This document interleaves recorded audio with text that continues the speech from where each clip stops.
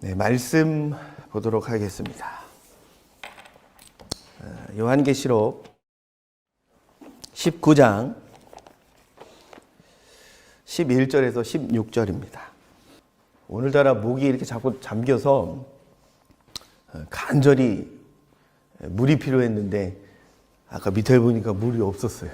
그래서 불안해가지고 또 오늘은 또 바빠가지고 홀수도 못 먹고 왔죠. 물도 없죠. 불안했습니다. 그런데 누가 왔다 가셨습니다. 물이 다시 생겼어요.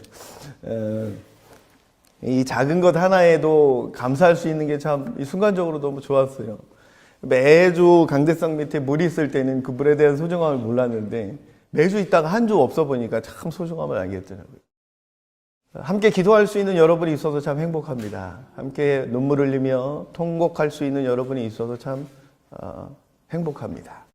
오늘 말씀, 이것은 하나님의 살아계신 말씀입니다. 함께 소리내어 읽도록 하겠습니다. 19장 11절에서 16절 다 같이 읽겠습니다. 준비 시작.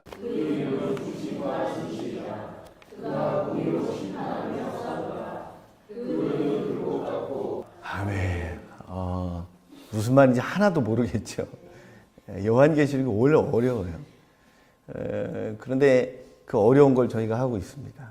저를 보시면 제가 요한계시록을 복습해 드리겠습니다. 여러분, 요한계시록의 총 주제는 심판입니다. 요한계시록에서 세 가지 심판 이야기가 나오죠. 인심판, 나팔심판, 대접심판입니다. 세 가지 종류의 심판입니다. 그래서 이 세 가지 종류의 심판을 잘 분석하고 우리가 연구해 보면 심판의 정도가 강도가 점점점 세집니다. 그러면 세 가지 심판의 끝이 어디냐면 요한계시록 16장이에요.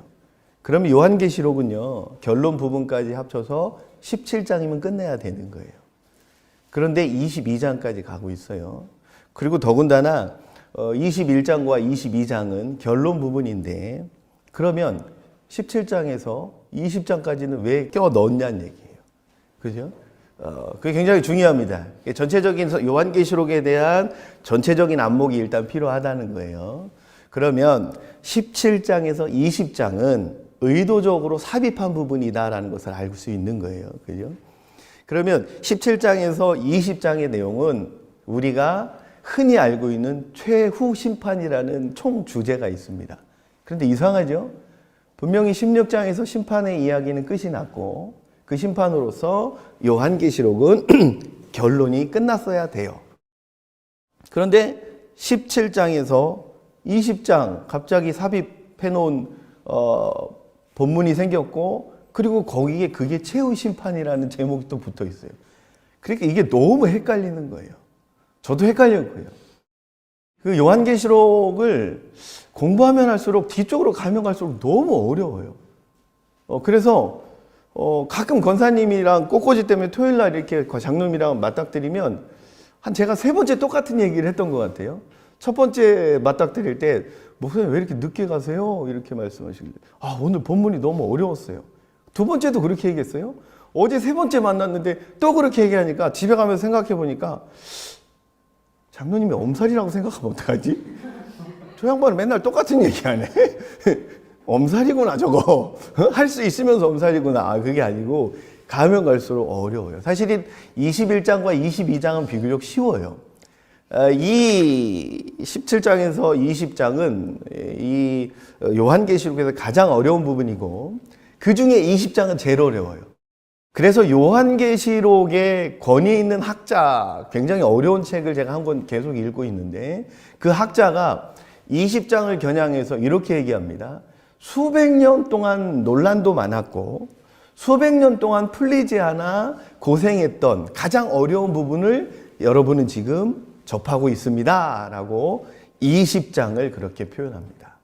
그런데 이 20장은 17장에서 20장의 내용이 한 단락이다 보시면 돼요. 그러니까 20장이 어렵다는 얘기는 17장에서 20장이 다 어렵다는 이야기를 하는 거고 그러면 17장에서 20장의 내용은 같은 내용이다라는 결론이 되고요. 그래서 17장에서 20장의 내용 각 절과 각 단어들은 서로 상호 보완적으로 해석할 수 있는 거예요.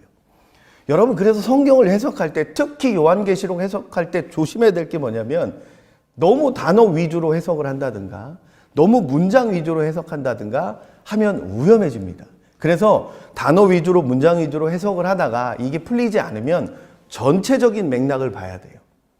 그런데 수많은 이단들이 자기네 교리에 껴맞추기식 해석을 해야 하다 보니 이것을 단어 위주로 자기들이 유리한 쪽으로 해석할 수밖에 없는 거예요. 실례로 오늘 이제 본문 중에 백마를 탄 자가 나와요.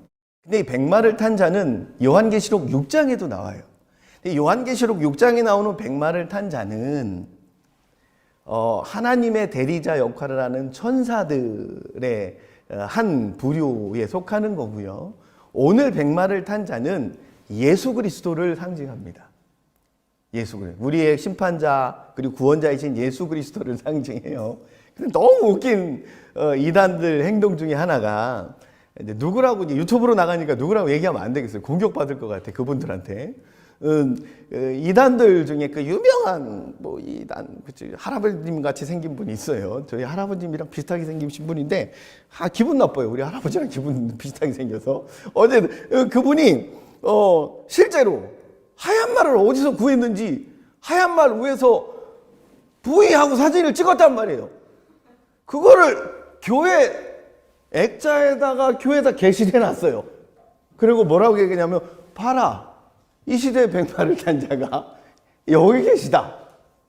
그래서 거기 있는 우리 불쌍한 성도님들은 그걸 보면서 눈물을 흘리고 아멘을 해요. 야, 진짜구나. 저 할아버지가 이 시대에 우리를 구원해 주실 그리스도구나. 거기에는 교수님들도 많고 거기에는 대다수 거의 반 이상이 청년들로 구성되어 있습니다. 몰라서 그렇게 됐을까요? 세뇌돼서 그런 거예요. 불쌍한 거예요. 모르는 거예요. 삼각김밥으로 끼니를 때워가면서 전도하지 않으면 천국에 갈 수 없다라는 교리 비슷한 게 있으니까 낮에는 삼각김밥이요. 그리고 전도하러 다니고 밤에는 편의점 알바하러 다니고. 근데 그들에게는 그게 진리랍니다. 불쌍하죠. 시냇물 흐르는 교회 청년부는 행복한 거예요. 부활절 날 계란도 주지요. 떡도 주지요. 고기도 먹지요. 닭 바베큐도 먹지요. 볶음밥도 먹지요. 된장국이 많이 끓여줘서 일주일 내내 제가 행복한 가운데 된장국 먹고 있습니다. 임성정 집사님, 먹어도 질리지 않는 우리 임성정 집사님표 된장찌개. 네, 어쨌든, 네. 그래서 이 중요합니다. 이게 성경의 본문을 볼 때 그 본문에 집중해서 보는 것이 제일 중요하고요. 두 번째, 본문에서 해결이 안 되는 경우는 전체적인 맥락을 봐야 되는 거예요. 그것도 해결이 안 되면 원어를 봐야 되는 거예요. 그런데 제가 이야기 드린 것처럼 많은 수의 이단들은 원어를 보지 않아요. 전체적인 맥락을 보지 않아요. 온전히 단어만 집중적으로 보는데 그것조차도 자기네 교리에 맞춰서 짜맞춰진 그런 틀로 보고 있다라는 거예요. 그래서 여러분, 우리가 지금 한참 나누고 있는 17장에서 20장은 더 정확하게 이야기 드리자면 16장 12절에서 21절까지 있는 6번째와 7번째 대접 심판에 대한 부연 설명이 되는 거예요. 그래서 여기에서 최종 심판은, 최후 심판은 이인 심판, 나팔 심판, 대접 심판 외에 또 다른 심판을 이야기하는 것이 절대 아니고요. 마지막 대접 심판, 그것도 7가지 대접 심판 중에 마지막 6번째와 7번째 대접 심판에 대한 부연 설명인 거예요. 풀어서 설명한 거예요. 그래서 제목을 최후 심판이라고 하는 거예요. 그 대접 심판의 마지막 6번째, 7번째 심판은 최후 심판이다라는 것을 설명하고 있는 거예요. 그래서 여러분 굉장히 중요합니다. 최후 심판을 별도의 심판으로 보시는 분 의외로 많습니다. 그래서 일단 기본적인 틀을 그렇게 알고 가시면 좋을 것 같습니다. 요한계시록의 전체 틀은 그렇게 알고 계시면 좋을 겁니다. 마음속에 늘 담고 계시면 앞으로 우리가 집중적으로 장절별로 우리가 해석할 때 굉장히 도움이 됩니다. 그렇게 기억하시고요. 여러분, 제가 요즘 많이 읽고 있는 책 중에 유진 피터슨이라고 굉장히 유명한 신학자가 있습니다. 굉장히 지적인 분이고 굉장히 감성적인 분이세요. 근데 이분이 말씀에 대해서 표현해 놓은 글을 하나 제가 읽겠습니다. 한번 잘 들어보세요. 좀 어려울 수 있는데 잘 들어보세요. 살아계신 하나님께서 생생한 말씀을 들려주시며 성경은 그 말씀을 글로 기록해서 보여준 책이며 하나님의 말씀을 다시 듣기 위해 성경을 읽는다. 저는 여기에서 제가 굉장히 은혜 받은 이 단어가 뭐냐면 다시 듣기라는 거예요. 다시 듣기. 여러분, 성경은 다시 듣기 기능이 있대요. 유진 피터슨의 이 신학자의 이 눈과 귀는 이 성경을 다시 듣는 재생 버튼에 기능화되어 있는 책이다라는 거예요. 얼마나 절묘한 표현인지 몰라요. 예수님에 대한 그 첫사랑, 예수님에 대한 잊지 못할 그 추억들을 기억해내고 싶은데 기억이 나질 않아. 예수님과 처음 만났던 그 인격적인, 그 불강력적인 어떤 그 큰 은혜가 잊혀진 지 오래됐고, 그 은혜가 언젠가는 무뎌지고, 그 은혜가 언젠가는 가물가물해지는 그 상황 가운데 이 유진 피터슨에게는 다시 듣기 기능이 있다라는. 그래서 우리는 늘 하나님의 은혜 가운데 늘 새롭게 살아갈 수 있다. 그것이 바로 성경이 갖는 가장 큰 장점이고 성경이 갖는 가장 큰 은혜다라고 이야기하고 있습니다. 여러분, 말씀은 그런 거예요. 여러분, 성경을 자주 읽던 안 읽던 말씀을 늘 여러분의 품속에 또는 여러분의 삶 가운데 지니고 다니는 축복이 있기를 간절히 소망합니다. 써보기도 하고 암송하기도 해보고 다시 듣기도 해보고, 그죠? 얼마나 큰 하나님의 은혜인 줄 모릅니다. 그래서 유진 피터슨이라는 이 신학자의 결론은 뭐냐면, 그래서 말씀을 단어 위주, 원어 위주로 1차적으로 해석을 해야 된다라고 아주 강력하게 어필합니다. 이제 볼 본문 요한계시록 19장 11절에서 21절. 이 11절에서 21절이 결국 19장의 끝입니다. 20장까지는 다 볼 수는 없고, 또 오늘은 그래서 19장 11절에서 21절까지만 볼 건데, 지금부터 잘 들어야 됩니다. 지금 굉장히 어려운 부분을 거쳐가고 있으니까 당장 이것을 기억하지 않아도 돼요. 그냥 그런 거구나라고만 알고 계세요. 지금부터 어려운 설명을 몇 가지 드릴 겁니다. 19장 11절에서 21절을 분석해 보면 11절에서 16절까지와 19절에서 21절 전반부까지가 같은 내용, 즉 비슷한 내용입니다. 그리고 17절과 18절 그리고 21절 후반부는 비슷한 내용입니다. 이것을 잘 보세요. 이것을 히브리어 문법 또는 헬라어 문법으로 대구법이라고 합니다. 교차 대구법. 그러니까 A와 A끼리 같은 내용, B와 B끼리 같은 내용. 반복시킨다는 얘기예요. 그럼 반복시키는 이유가 있어요. 반복시키는 이유, 강조하는 거예요. 강조. 여러분 보세요. 이게 뒤로 가면 갈수록 어려워지는데, 요한계시록의 또 한 가지 특징은 요한계시록의 내용이 뒤쪽 부분으로 가면 갈수록 강조라는 표현을 제가 자주 쓰지요. 그러니까 이게 이제 점점 마지막에 가까워 오니까 예수님도 이제 마음이 급해지신 거예요. 이제 정말 재림에 가까워지니까 이제 예수님의 마음을 전할 수 있는 이 페이지가 몇 장 안 남은 거거든요. 22장까지를 봤을 때 이제 뭐 19장 정도 오면 거의 끝부분까지 온 거예요. 그러니까 예수님이 아까 말씀드렸죠? 좀 전에 말씀드렸죠? 다시 듣기 기능으로 기억해내게 만들어야 되는데 우리 성도들에게 이제 남은 이제 지면이 얼마 안 남은 거예요. 이야기 이제 글로 써야 될 부분이 이제 몇 장 안 남은 거예요. 그러니까 예수님 급해지신 거예요. 그러니까 자꾸 강조하시는 거예요.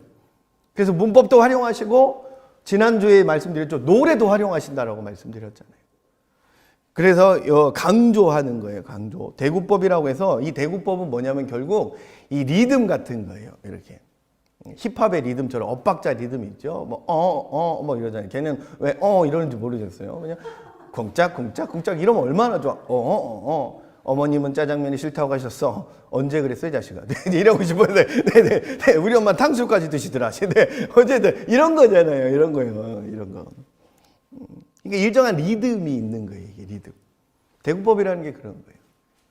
그러니까 리듬을 타면서까지 강조하고 어필하고 싶은 거예요. 뭘요? 어머니는 짜장면이 싫다고 하셨어요. 물론 그 노래를 만든 사람은 그런 의도로 만든 건 아니겠죠. 그렇게 말씀을 하셨지만 나 때문에 나 짜장면 한 그릇 더 먹이시려고 그러신 게 아닌가라는 의도가 있었겠죠. 네, 노래 만든 분에게 공격당할까 봐 얘기하는 거예요. 네, 그 내용을 기억하세요. 그래서 오늘 이제 집중적으로 볼 내용은 19장 11절에서 16절까지인데 오늘 성찬식을 겸해서 해야 돼서 오늘은 한 절만 볼 겁니다. 그래서 내용은 11절에서 16절이 한 내용이다라는 거예요. 그러면 11절에서 16절은 무엇을 이야기하는 구절이냐면 심판을 주도하는 분이 예수님이고 메시아가 되시는 분이 예수님인데 그 예수님의 특징에 대해서 설명하는 거예요. 그래서 예수님의 여러 가지 성격이나 예수님의 어떤 특징을 설명하면서 두 가지 이제 주축이 되는 주제를 이야기하는데 좀 전에 제가 읽어드렸죠. 그 예수님은 너희들에게 이런 사랑을 베푸실 그런 특징이 있는 그 예수님은 두 가지의 사역을 하시는 분인데 그 첫 번째가 바로 심판을 주도하는 분이다. 지금 이 마지막 때에 이 재림 때에 심판은 누가 주도한다? 예수님이 주도하는 심판이다라는 것을 어필하고 싶으신 거고요. 두 번째가 예수님은 메시아다라는 거예요. 여러분, 메시아다. 예수님은 메시아다. 이게 왜 중요할까요? 유대인들은 메시아가 어떤 사람이기를 원하냐면 다윗과 같은 사람이길 원하는 거예요. 다윗은 어떤 특징이 있는가요? 왕이잖아요. 근데 다윗이 왕으로서 또 무엇을 잘하냐면 전쟁을 잘해요. 자기 민족을 보호하기 위해서 힘도 세다는 거예요. 그래서 진정한 이 시대의 메시아는 다윗과 같은 힘이 센 사람이 메시아가 돼야 된다라고 생각하는 민족이에요. 그래서 유대인들이 예수님을 메시아라고 인정하지 않는 거예요. 왜냐하면 2000년 전에 예수님이 오셨을 때 자기네는 다윗과 같이 막 로마를 때려 부시고 또 로마의 왕들을 혼내켜주고 이런 걸 생각했는데 그냥 예수님의 모습을 봤더니 원수를 사랑하라, 그리고 때리면 맞고 또 끌려다니고 또 힘없이 십자가에서 달려 돌아가시는 그 예수님, 그런 힘없는 예수님을 메시아라고 인정하지 않습니다. 지금도 그렇습니다. 지금도 그래서 유대인들은, 이스라엘에 살고 있는 그 유대인들, 전 세계에 퍼져 살고 있는 그 유대인들은 예수님을 메시아로 인정하지 않습니다. 또 다른 메시아가 올 거다라고 지금도 기다리고 있습니다. 그런 유대인들에게 예수님은 나는 메시아다라고 이야기하는 거예요. 굉장히 중요합니다. 나는 메시아다라고 이야기하고 있습니다. 여러분, 신약 성경의 대부분은 누구를 향한 복음서죠? 유대인을 향한 복음서인 거예요.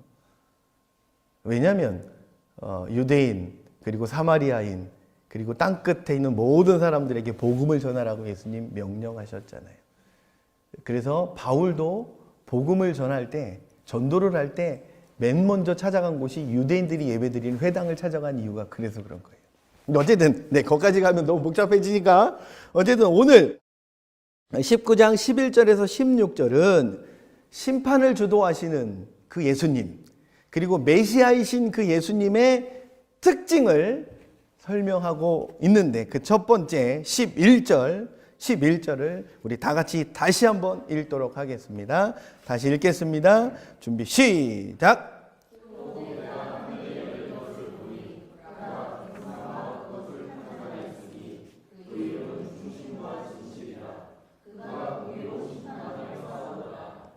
네, 여기에 보면 또 내가 하늘이 열린 것을 보니, 여기에서 또 열렸다라는, 또 하늘이 열렸대요. 그러면 보세요. 지금 이 환상의 대다수는 하늘로부터 내려오는 뭐 천사들의 모습, 그렇죠? 하늘로부터 내려오는 어떤 말들의 모습, 그러니까 뭐 그런 모습들인 거잖아요. 그래서 여기서 또 열렸대요. 그럼 또 열렸다는 얘기는 지금까지 보여준 환상과 같다라는 거예요? 다르다라는 거예요? 다르다라는 거죠. 다른 환상을 보여주고 있다라고 표현하는 거예요. 그래서 지금 11절부터 16절까지 보여주는 이 환상은 새롭게 보여주는 환상이다라고 예수님이 천사들을 통해서 사도 요한에게 말씀하고 계시는 거예요. 그런데 보세요. 중요한 사실 아까 제가 이야기했죠. 지금 17장에서 20장은 어디 내용의 부연 설명이라고 했어요? 마지막 심판, 즉 6번째와 7번째 대접 심판에 대한 부연 설명이라고 말씀드렸어요. 그러면 여기에서 우리가 알 수 있는 한 가지 사실은 환상은 다르지만 내용은 같다라는 결론이 나오죠. 그러니까 보세요. 여기에서. 그러면 예수님이 환상과 상황은 그리고 처지와 여러 가지 여건은 다른데 같은 이야기를 반복하고 있다는 거예요. 왜 그럴까요? 강조잖아요. 강조. 그리고 못 알아들을까 봐 이지 않을까요? 여러분 보세요. 우리가 성경 66권에 대해서 제가 지난주에 설명했죠. 성경 66권의 주제 한마디로 표현한 뭐예요? 나는 너를 사랑한다. 근데 나는 너를 사랑한다 이 한마디를 66권으로 펼쳐놓았기 때문에 제가 이렇게 고생하고 있는 거예요. 저 만날 때마다 예수님은 사랑하십니다. 그리고 찬양하고 기도하고 끝나고 밥 먹으면 얼마나 좋아요. 근데 66권을 나는 너를 사랑한다 이 한마디를 66권으로 펼쳐놓으셨어요. 그러니 그것을 공부하지 않으면 풀어낼 방법이 없어요. 그래서 하나님이 어쩌면 저의 십자가 주셨어요. 힘들지만 행복하기도 합니다. 그렇죠. 그럼 그렇게 나는 너를 사랑한다 이 한마디를 66권으로 펼쳐놓을 수밖에 없는 이유 다시 한번 설명합니다. 나는 너를 사랑해. 얘들아, 나는 너밖에 없어. 너 없이 못 살아. 이렇게 얘기했더니 못 알아들어요. 또는 알아들었다 할지라도 금세 까먹고 살아. 그러니까 예수님이 다른 방법으로 나는 너를 사랑한다라고 표현하시고 또 다른 방법, 또 다른 방법, 또 다른 방법. 그렇죠? 그래서 66권이 되지 않았을까 생각을 해봅니다. 이 본문도 마찬가지라는 거예요. 새로운 환상을 통해서 같은 이야기를 하고 계신 거예요. 나는 너를 사랑한다. 그러면 여기에서 이 한 줄의 이 짤막한 이 문장에서 우리가 알 수 있는 것은 우리를 끝까지 포기 못하는 예수님의 사랑이 이곳에 담겨 있다라는 거예요. 여러분, 우리 김경우 성도님 그리고 이강산 청년 어떻게 여기까지 왔는지는 모릅니다. 그런데 여기까지 온 정말 변하지 않는 이유는 하나님이 그 두 분을 포기하지 못해서예요. 그리고 오늘 어떤 방법으로 누구를 통해서 오셨는지 모르지만 처음 오신 분이 또 한 분 계세요. 어떻게 이 자리까지 왔는지 저는 알 수 없습니다. 어떻게요? 그런데 이 자리까지 인도하신 이는 분명히 예수 그리스도다라는 거예요. 그리고 여기까지 오신 이 결정적인 또 다른 확실한 하나님의 진리는 포기하지 못하시는 예수님의 그 사랑 때문이다라는 거예요. 기억하세요. 하나님은 여러분을 절대 포기하지 못하십니다. 포기할 수 없습니다. 그래서 이곳까지 인도하신 거예요. 계속해서 그 다음 단어 보겠습니다. 하늘이 열린 것이라고 되어 있습니다. 이것은 수동태입니다. 그러니까 하늘이 열렸대요. 이게 이제 재림 때가 되면 하늘나라가 열려서 훤히 하늘나라가 보인다라는 의미도 됩니다. 하나님에 의해서 열려진다라는 거예요. 세상의 그 어떤 것도, 세상의 그 어떤 사람도 이 하늘나라를 열 수 있는 권한도 없고 능력도 없습니다. 오로지 하나님만 열 수 있는 것이, 하나님만 풀을 수 있는 것이 바로 진리입니다. 여러분, 하늘이 열렸다라는 건 뭐냐면 지금 진행되고 있는 이 종말의 심판은 하나님으로부터 왔다라는 거예요. 이 심판은. 심판이 주제이잖아요, 지금. 그런데 보세요. 이 심판이요, 잘 생각해 보면 굉장한 하나님의 사랑이 담겨 있습니다. 이 심판의 대상은 누구지요? 첫 번째, 교회를 괴롭히는 바벨론. 여기에서의 바벨론은 로마를 다이렉트로 이야기할 수 없으니까 바벨론으로 로마를 상징화시킨 거예요. 그러니까 교회를 괴롭히는 나라들을 이야기하는 거예요. 두 번째, 그 나라의 왕들. 그죠? 갖가지 힘을 가지고 있는 권한을 가지고 성도들을 굉장히 힘들게 만들잖아요. 고문도 하고 돈도 뺏고 그렇게 힘들게 하잖아요. 그 다음, 이 둘을 지배하고 있는 마귀들에 대한 심판을 이야기하고 있는 거예요. 그러면 우리가 보여지는 것은 심판이지만 우리 성도 입장에서 봤을 땐 우리를 괴롭히는 그 사람들, 그 나라들, 그 마귀들을 심판하는 것이기 때문에 우리 입장에서 봤을 땐 그게 은혜다라는 거예요. 이 심판의 주권자로서 하나님이다. 그런 의미에서 하늘이 열렸다라는 이 표현은 우리 입장에서 봤을 때는 은혜다라는 거예요. 은혜. 그러면 적용하겠습니다. 여러분과 저에게 임한 모든 은혜는 누구로부터 온 거다? 하나님으로부터 온 거다 그러는 거예요. 여러분, 그래서 우리가 모든 것은 하나님의 은혜입니다. 하나님의 은혜. 그죠? 내가 사는 것도 하나님의 은혜예요. 내가 기쁜 것도 하나님의 은혜예요. 내가 가지고 있는 것은 모든 것이 하나님의 은혜입니다. 라는 거예요. 여러분, 저희 시냇물 흐르는 교회는 이렇게 주보에 글을 씁니다. 주보에 보면 한 주는 권사님이 쓰시고 한 주는 요하실에 지금 있는 집사님이 쓰십니다. 그런데 두 분의 특징이 있습니다. 한 분은 굉장히 이성적이면서 굉장히 은혜스럽고 한 분은 굉장히 감성적이면서 은혜스러워요. 이 둘의 조합은 시냇물 흐르는 교회에 눈에 보이는 굉장히 큰 은혜입니다. 주보글에 나와 있지만 제가 이 글을 한번 읽어드리겠습니다. 그냥 일상생활 가운데 하나님의 은혜를 누리며 사는 권사님의 글입니다. 굉장히 좋습니다. 제가 한번 읽어드리겠습니다. 수차례 불러도 듣지 않던 아이가 어느 날 내가 하는 말에 고개를 돌려 눈을 맞춘다. 우리 권사님 어린이집 선생님이십니다. 그 아이 이야기하는 거예요. 그리고 빙그레 웃는다. 나를 보고 웃는 모습이 감격스럽기까지 하다. 그죠? 그리고 이제 지금부터 신앙에 적용을 하셨어요. 하나님도 나를 부르며 수없이 말씀하고 계시는데 듣지 못하고, 아니 안 듣고 있던 것은 아닐까.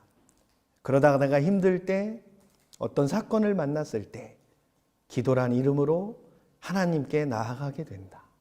그런데 하나님은 그런 나에게조차 감격하시는 건 아닐까? 내게 눈 떼지 않는 하나님은 오늘도 나와의 눈맞춤을 기다리고 계셨던 건 아닐까?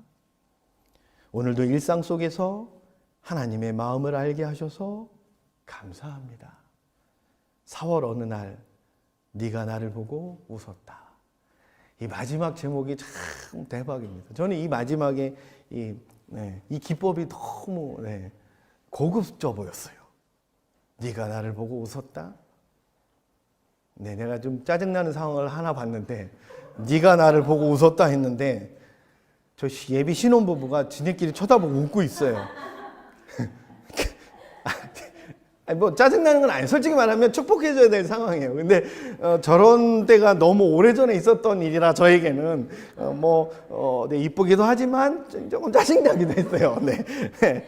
여러분, 네. 우리 한번 해볼까요?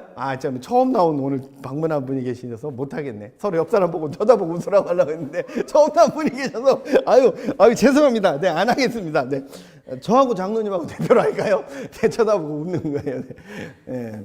아유, 네가 나를 보고 웃었다. 두 가지를 의미하는 게 아닌가 싶습니다.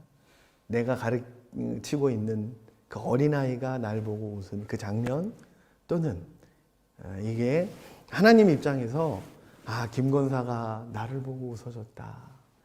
이게 너무 은혜스러웠어요. 최성령이 나를 보고 웃어줬다. 이게 웃긴가요? 난 지금 감동 잡고 있는, 이게 웃겼나요? 난 굉장히 은혜스럽다고 얘기했는데 갑자기 웃어요. 최성령이 나를 보고 웃었다.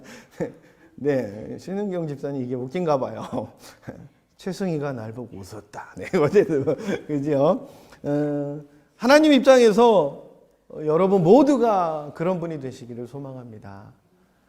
나를 보고 웃은 네가 참 나는 사랑스럽다라고요. 여러분 모든 것은 하나님의 은혜입니다.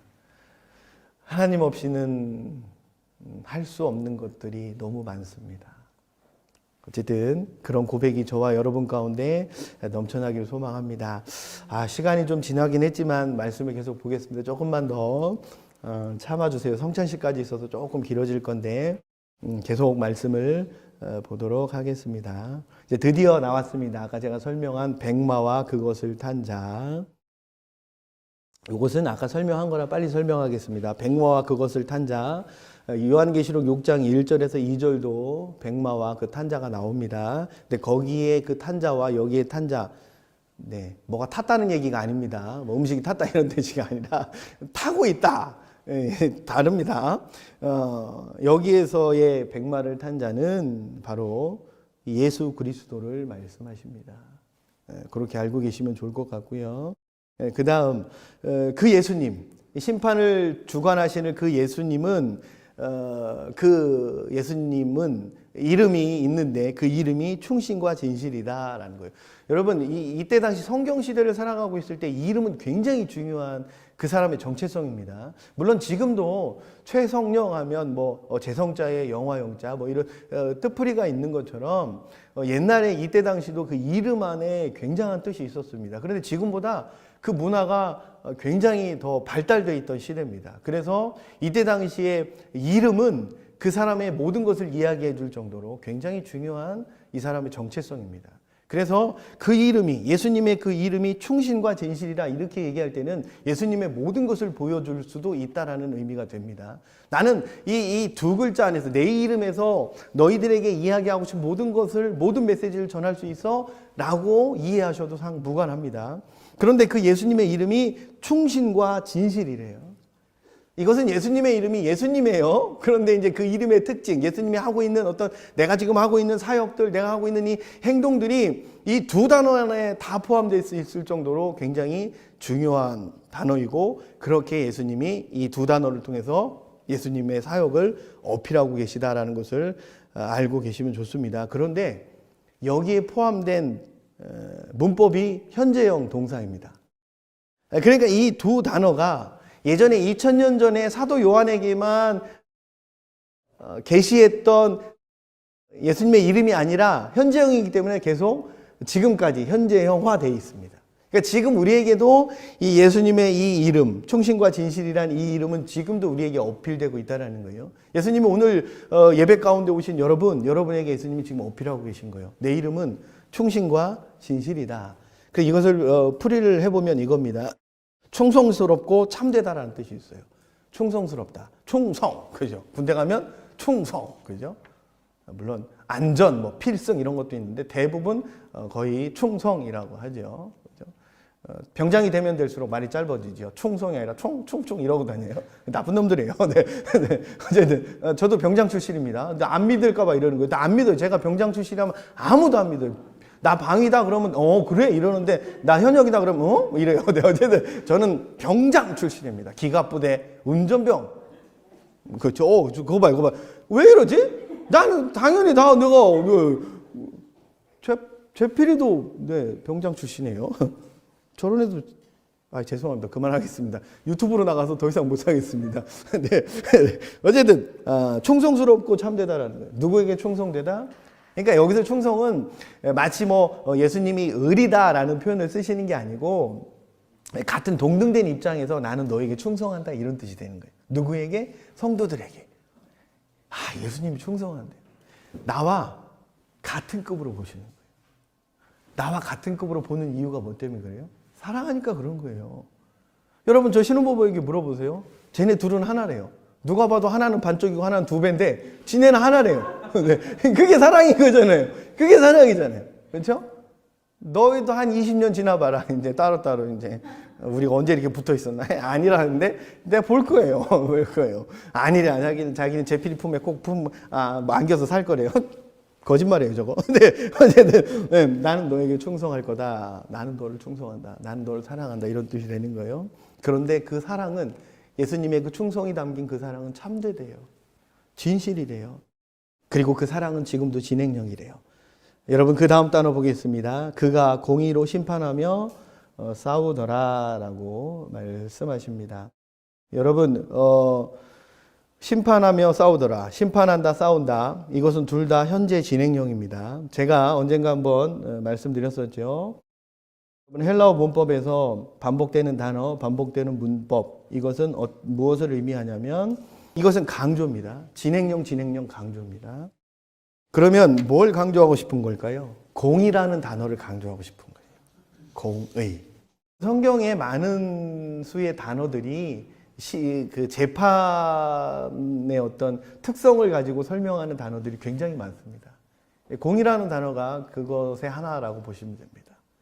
이것은 어떤 법적으로 보나 어떤 도덕적으로 보나 여러 가지 어떤 상황들을 고려해 볼 때 이 심판은 전혀 문제가 되지 않아 라고 예수님 말씀하시는 거예요. 그러면 여러분 이렇게 공의롭다라는 것을 강조하는 또 한 가지 이유가 있어요. 그것은 그만큼 이 마지막 때의 심판이 굉장히 강력한 것임을 설명하시는 거예요. 이 마지막 때 예수님이 이 성도들과 교회를 괴롭히는 자들과 마귀들에 대한 심판은 어설픈 심판이 아니야라고 강조하시는 거예요. 그래서 우리에게 말씀하십니다. 그러니까 너희들은 그 심판의 대상에서 나와야 돼. 빠져야 돼라고 강조하고 있습니다. 싸우더라라는 단어 굉장히 중요합니다. 싸우더라. 이 뜻은 마귀와 전쟁을 하다라는 뜻이 있어요. 그런데 이 문법은 좀 전에 설명드렸죠. 현재 진행형이라고요. 2000년 전에 예수님이 현재 진행형으로 나는 마귀들과 전쟁 중이야 라고 말씀하셨던 그 메시지가 2000년이 지난 지금도 여전히 진행 중이다라는 거예요. 그러면 여러분 예수님이 마귀와 싸울 수밖에 없는 이유가 누구 때문인 거죠? 교회와 여러분 때문인 거잖아요. 그러니까 여러분 예수님은 지금 이 싸우더라라는 단어에서 우리에게 뭘 어필하고 계신 거냐면 나는 너를 위해서 지금도 일하고 있어 라고 말하고 싶어요. 그냥 우리가 보지 못하고 우리가 그냥 느끼지 못하는 것뿐이지 예수님은 지속적으로 우리를 위해서 일하고 계시다라는 거예요. 그래서 우리가 기도할 때 그런 기도 많이 하잖아요. 원망 섞인 기도할 때 도대체 주님 지금 뭐 하고 계신가요? 제가 약간 원망하면 또 목회자로서 하나님께 혼날까봐 약간 이렇게 약간 어중간하게 이렇게 어필하잖아요.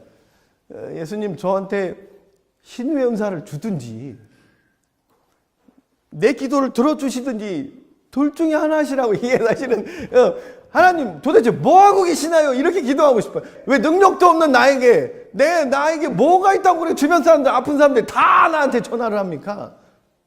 이름이 성정이라 그런가? 그 이름조차도 무당이 줘줬다는데 왜 나한테 왜 이러시나요? 이렇게 어필하고 싶으나 목사잖아요.